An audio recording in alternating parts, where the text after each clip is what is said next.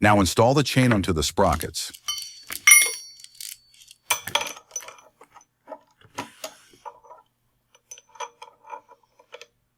Bringing the ends together on one of the sprockets makes it much easier to keep them in position while the master link is installed.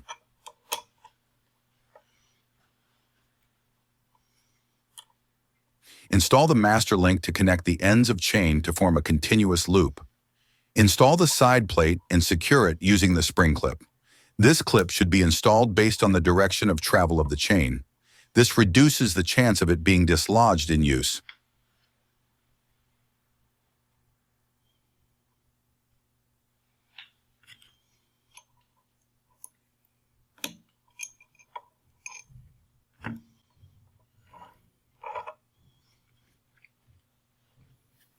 Thanks for watching.